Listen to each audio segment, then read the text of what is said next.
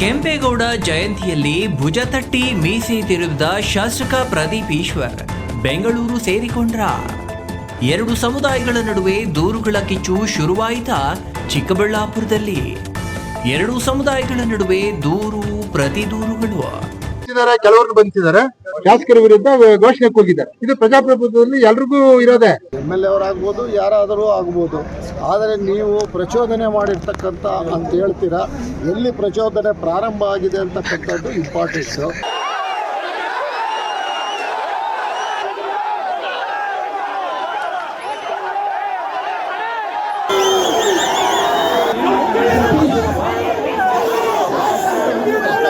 ಚಿಕ್ಕಬಳ್ಳಾಪುರ ರಾಜಕೀಯ ಜಾತಿ ದ್ವೇಷದತ್ತ ತಿರುಗುತ್ತಿದೆಯಾ? ವೀಕ್ಷಕರೇ, ನಿಮಗೆಲ್ಲ ಗೊತ್ತಿದೆ ಅಲ್ವಾ, ಕಳೆದ 27ರಂದು ಚಿಕ್ಕಬಳ್ಳಾಪುರ ಕನ್ನಡ ಭವನದಲ್ಲಿ ನಡೆದ ಕೆಂಪೇಗೌಡರ ಜಯಂತಿ ವೇಳೆ ನಡೆದ ವಿವಾದ.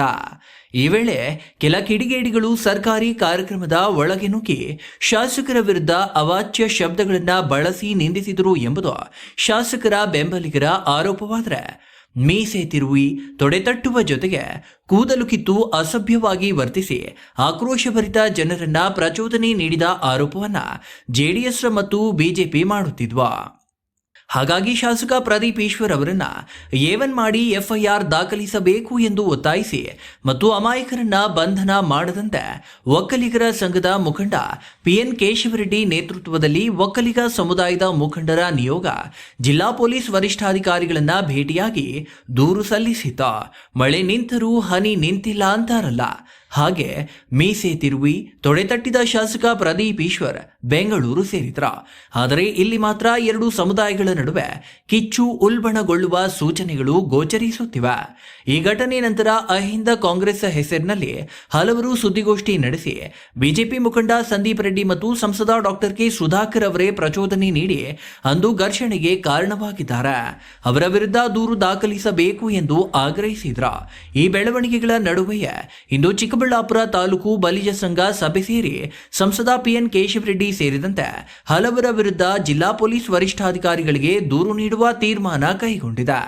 ಅಲ್ಲಿಗೆ ವಿವಾದದ ಒಳಗೆ ಬಲಿಜ ಸಂಘ ಪ್ರವೇಶ ಮಾಡುವ ಮೂಲಕ ಇದೀಗ ಕೆಂಪೇಗೌಡರ ಜಯಂತಿಯಲ್ಲಿ ಜೆಡಿಎಸ್ ಮತ್ತು ಕಾಂಗ್ರೆಸ್ ನಡುವಿನ ಕಲಹಕ್ಕೆ ಇದೀಗ ಜಾತಿಯ ಲೇಪನವಾಗಿದ್ದು, ಇನ್ನು ಮುಂದೆ ಇದು ಎರಡು ಸಮುದಾಯಗಳ ನಡುವೆ ದ್ವೇಷವಾಗಿ ಪರಿವರ್ತನೆಯಾಗುವ ಎಲ್ಲಾ ಸಾಧ್ಯತೆಗಳು ಕಾಣಿಸುತ್ತಿವೆ. MLA ಅವರಾಗ್ಬೋದು, ಯಾರಾದರೂ ಆಗ್ಬೋದು. ಆದರೆ ನೀವು ಪ್ರಚೋದನೆ ಮಾಡಿರ್ತಕ್ಕಂಥ ಅಂತ ಹೇಳ್ತೀರಾ, ಎಲ್ಲಿ ಪ್ರಚೋದನೆ ಪ್ರಾರಂಭ ಆಗಿದೆ ಅಂತಕ್ಕಂಥದ್ದು ಇಂಪಾರ್ಟೆನ್ಸು. ಅದನ್ನೆಲ್ಲ ಫಸ್ಟ್ ನೋಡಿ.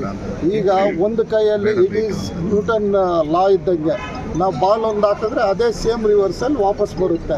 ಅಂದಾಗ ನಾವು ಬಾಲ್ ಹಾಕೋದು ಹೆಂಗೆ ಹಾಕ್ತೀವಿ ಅಂತಕ್ಕಂಥದ್ದು ಇಂಪಾರ್ಟೆಂಟು. ಅದು ಮೊದಲು ಎಲ್ಲಾಗಿದೆ.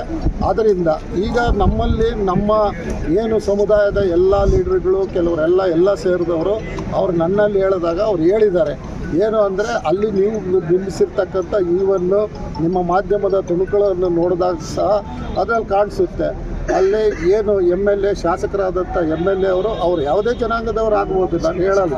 ಆದರೆ ಅವರು ಹೋದಾಗ ಅಲ್ಲಿ ಕೂತಿದ್ದಾರೆ, ಅಲ್ಲಿ ಕೂತು ಅವರ ತಂದೆ ಇಲ್ಲ ಅಲ್ಲಿ ಇರ್ತಕ್ಕಂಥವ್ರಿಗೆಲ್ಗೂ ನಮಸ್ಕಾರ ಮಾಡಿದ್ದಾರೆ. ಮತ್ತು ಅದೆಲ್ಲ ನಾನು ನೋಡಿದ್ದೀನಿ ಟಿವಿಯಲ್ಲಿ. ನೋಡಿದಾಗ ಅವರು ಎಲ್ಲವನ್ನು ಮಾಡಿದಾಗ ಅವರಲ್ಲಿ ಯಾವುದೇ ಒಂದು ಪ್ರಚೋದನೆ ಮಾಡಬೇಕು ಅನ್ನೋ ಒಂದು ಇಂಟೆನ್ಷನ್ ಅವರಲ್ಲಿ ಇರಲಿಲ್ಲ. ಆದರೆ ನಾನು ಮತ್ತೆ ಇದನ್ನು ನೋಡಿದಾಗ ಮಾನ್ಯ ಸಂಸದರು ಒಂದು ಇದನ್ನು ಕೊಡೋವಾಗ ಏನು ಹೇಳಿಕೆ ಕೊಡ್ತಾಯಿದ್ರು, ಅವರು ಮೀಡಿಯಾ ಅಲ್ಲಿ ಮಾತಾಡೋ ಕೇಳಿದೆ. ಅಲ್ಲಿ ಏನು ಯಾರು ನಾನು ಬರೋ ಅಷ್ಟರಲ್ಲಿ ಅಲ್ಲಿ ಒಳಗಡೆ ಯಾರನ್ನೂ ಬಿಟ್ಟಿಲ್ಲ, ನಾವೇ ಬಿಡಿ ಅವ್ರನ್ನ ಅಂತ ಒಳಗಡೆಗೆ ಬಿಡಿಸಿದ್ದೀವಿ ಅದನ್ನ. ಅಂದರೆ ನಾವು ಒಳಗಡೆಗೆ ಬಿಡಿ ಅಂತ ಹೇಳಿದ್ದೀವಿ ಅಂದಾಗ ಯಾರು ತಪ್ಪು ಅನ್ನೋದು ಅವರು ನೋಡಬೇಕು. ಇದರಲ್ಲಿ ಸರ್ಕಾರದಲ್ಲಿ ಒಬ್ಬ ಶಾಸಕರು ಯಾರೇ ಆಗ್ಬೋದು, ಅವರು ಆ ವ್ಯಕ್ತಿ ಪರವಾಗಲ್ಲ. ಶಾಸಕರು ಅಂದಮೇಲೆ ಶಾಸಕರು ಅವ್ರಿಗೆ ಗೌರವ ಕೊಡ್ತಕ್ಕಂಥದ್ದು, ಸಂಸದರು ಗೌರವ ಕೊಡ್ತಕ್ಕಂಥದ್ದು ವ್ಯಕ್ತಿ ಅಲ್ಲ. ಆದರೆ ಅವರು ಬಂದಾಗ ನಡೆದುಕೊಂಡದ್ದು ಸರ್ಕಾರದಿಂದ ಈಗ DC-ಗೆ ನಾನು ಕೇಳ್ತಕ್ಕಂಥದ್ದು ಇಷ್ಟೇ, ಇಂಟೆಲಿಜೆಂಟ್ ರಿಪೋರ್ಟ್ ಇತ್ತಾ ಇಲ್ವಾ? ಮೊದಲೇ ಇಂಟೆಲಿಜೆಂಟ್ ರಿಪೋರ್ಟ್. ಈಗ ಫಂಕ್ಷನ್ನು ಈಗ ನಾವು 100 ಜನ ಬರ್ತೀವಿ ಅಂದರೆ 100 ಸಾರಿ ಫೋನ್ ಮಾಡಿ ಇಂಟೆಲಿಜೆಂಟ್ ರಿಪೋರ್ಟನ್ನು ತಗೊತಾರೆ. ಆ ನಿಟ್ಟಿನಲ್ಲಿ ಅವರು ಇಂಟೆಲಿಜೆಂಟ್ ರಿಪೋರ್ಟನ್ನು ತಗೊಂಡಿದ್ದಾರೆ. ತಗೊಂಡ್ಮೇಲೂ ಸಹ ನಿಮಗೆ ಗೊತ್ತಿರತಕ್ಕಂಥ ಸಮಯದಲ್ಲಿ ನೀವು ಸರಿಯಾದ ರೀತಿಯಲ್ಲಿ ಸೂಕ್ತವಾಗಿ ಅದಕ್ಕೆ ಯಾವುದೇ ಆದ ಭದ್ರತೆಯನ್ನು ಕಲ್ಪಿಸಿಲ್ಲ ಅಂದರೆ ಅದರಲ್ಲಿ ನೀವು ಕೂಡ ತಪ್ಪಿತಸ್ಥರು ಅಂತಕ್ಕಂಥ ಮಾತನ್ನು ಹೇಳೋಕ್ಕೆ ಇಷ್ಟಪಡ್ತೀನಿ. ಯಾಕೆಂದರೆ ಸರ್ಕಾರ ಕೂಡ ವಿಫಲವಾಗಿದೆ ಇದರಲ್ಲಿ. ಆಮೇಲೆ ನಾನು ಇನ್ನೊಂದು ವಿಚಾರವನ್ನು ಹೇಳ್ತೀನಿ, ಯಾರೇ ರಾಜಕಾರಣಿಗಳಾಗ್ಬೋದು ಅವರ ಸ್ವಂತ ಬೆಳವಣಿಗೆಗೆ, ಅವರ ಸ್ವಂತ ಸ್ವಾರ್ಥಕ್ಕೆ, ಅವರ ಸ್ವಂತ ಅಭಿವೃದ್ಧಿಗೆ ಎಲ್ಲ ಜನಾಂಗಗಳನ್ನು ಬಲಿ ಕೊಡ್ತಕ್ಕಂಥದ್ದು ಸರಿಯಲ್ಲ. ಇನ್ನು ಜೆಡಿಎಸ್ ಮತ್ತು ಬಿಜೆಪಿ ಆರೋಪದಂತೆ ಅಂದು ಕನ್ನಡ ಭವನದಲ್ಲಿ ಶಾಸಕ ಪ್ರದೀಪ್ ಈಶ್ವರ್ ವೇದಿಕೆಯಲ್ಲಿ ಕುಳಿತು ವಿರೋಧ ಮಾಡುತ್ತಿದ್ದ ಆಕ್ರೋಶ ಭರಿತರನ್ನ ಪ್ರಚೋದಿಸುವ ರೀತಿಯಲ್ಲಿ ಕೊಂಕು ನಗು ನಗುತ್ತಿದ್ದರು ಎಂಬ ಆರೋಪ ಹೊಸದಾಗಿ ಕೇಳಿಬಂದಿದೆ. ಅಲ್ಲದೆ ಕೆಂಪೇಗೌಡರ ಜಯಂತಿ ಕಾರ್ಯಕ್ರಮದಲ್ಲಿ ಶ್ರೀಕೃಷ್ಣ ದೇವರಾಯರನ್ನ ಹೊಗಳುವ ಮೂಲಕ ಪ್ರಚೋದನೆ ಮಾಡುವ ಪ್ರಯತ್ನ ನಡೆಸಿದ್ದಾರೆ ಎಂಬುದು ಮತ್ತೊಂದು ಆರೋಪವಾಗಿದೆ. ಮುಖ್ಯವಾಗಿ ಇದೇ ಕನ್ನಡ ಭವನಕ್ಕೆ ಶ್ರೀಕೃಷ್ಣ ದೇವರಾಯರ ಹೆಸರ ನಾಮಕರಣ ಮಾಡಬೇಕು ಎಂದು ಚಿಕ್ಕಬಳ್ಳಾಪುರದ ಹಲವು ಮುಖಂಡರು ಇದೇ ಶಾಸಕ ಪ್ರದೀಪ್ ಈಶ್ವರ್ ಅವರಿಗೆ ಮನವಿ ಮಾಡಿದಾಗ ಕನಿಷ್ಠ ಸರ್ಕಾರದ ಮಟ್ಟದಲ್ಲಿ ಮಾತನಾಡುವ ಭರವಸೆಯನ್ನೂ ನೀಡದೆ ತಮ್ಮ ಪಕ್ಷದ ಮುಖಂಡರ ತೀರ್ಮಾನವೇ ಅಂತಿಮ, ತಮಗೆ ಯಾವುದೇ ಸಮುದಾಯ ಮುಖ್ಯವಲ್ಲ ಎಂದಿದ್ರು. ಆದರೆ ಅದೇ ಕನ್ನಡ ಭವನದಲ್ಲಿ ನಿಂತ ಶಾಸಕರು ಕೆಂಪೇಗೌಡರ ಜಯಂತಿಯಲ್ಲಿ ಶ್ರೀಕೃಷ್ಣ ದೇವರಾಯರ ಹೆಸರನ್ನ ಪ್ರಸ್ತಾಪಿಸಿ ಕೆಂಪೇಗೌಡರಿಗೆ ಅವಮಾನಿಸುವ ರೀತಿಯಲ್ಲಿ ವರ್ತಿಸಿದ್ದಾರೆ ಎಂಬುದು ಇದೀಗ ಕೇಳಿಬಂದಿರುವ ಆರೋಪವಾಗಿದೆ. ಇನ್ನು ಕನ್ನಡ ಭವನದಿಂದ ಹೊರಬಂದ ಶಾಸಕರು ಮೀಸೆ ತಿರುವಿ, ತೊಡೆತಟ್ಟಿ, ಕೂದಲು ಕಿತ್ತು ನಾನಾ ಕಸರತ್ತು ಮಾಡಿದ ನಂತರವೇ ಆಕ್ರೋಶ ಭರಿತರು ಚಪ್ಪಲಿ ಎಸೆದಿದ್ದು, ಇದನ್ನ ಮೊದಲೇ ಚಪ್ಪಲಿ ಎಸೆದ ರೀತಿಯಲ್ಲಿ ತಿರುಚುವ ಪ್ರಯತ್ನವನ್ನು ಹಲವರು ಮಾಡುತ್ತಿದ್ದಾರೆ ಎಂಬ ಆರೋಪಗಳಿವೆ. ಶಾಸಕರನ್ನ A1 ಆರೋಪಿಯಾಗಿ ಎಫ್ಐಆರ್ ದಾಖಲಿಸಲು ಆಗ್ರಹಿಸಿ ಜೆಡಿಎಸ್ ಬಿಜೆಪಿ ನಿಯೋಗ ನೀಡಿರುವ ದೂರು ಒಂದು ವಾರದಲ್ಲಿ ಇತ್ಯರ್ಥಪಡಿಸುವ ಭರವಸೆಯನ್ನ ಪೊಲೀಸರು ನೀಡಿದ್ದು, ವಾರದಲ್ಲಿ ಯಾವುದೇ ಬೆಳವಣಿಗೆ ಆಗದಿದ್ದರೆ ಬೃಹತ್ ಪ್ರತಿಭಟನೆ ನಡೆಸುವ ಎಚ್ಚರಿಕೆಯನ್ನ ನೀಡಲಾಗಿದೆ. ಪ್ರತಿಭಟನೆ ಮಾಡಿದ್ದು ನಮ್ಮವ್ರ ಮೇಲೆ ವಿನಾಕಾರಣ ಕ್ರಮ ತಗೊಳ್ತಾ ಇದ್ದಾರೆ. ಇನ್ನು ಬಿಟ್ಬಿಡಿ, ಇನ್ಮೇಲೆ ಹೋಗ್ಬಾರ್ದು ಅಂತ ಇವತ್ತು ಸಾಹೇಬರಿಗೆ ಹೇಳಿದ್ದೀವಿ. ಅವರೆಲ್ಲ ಓಕೆ ಮಾಡ್ತೀವಿ ಅಂತ ಹೇಳಿದ್ದಾರೆ. ಅದರಿಂದ ನಾವು ಪ್ರತಿಭಟನೆ ಮಾಡಿದ್ದೀವಿ.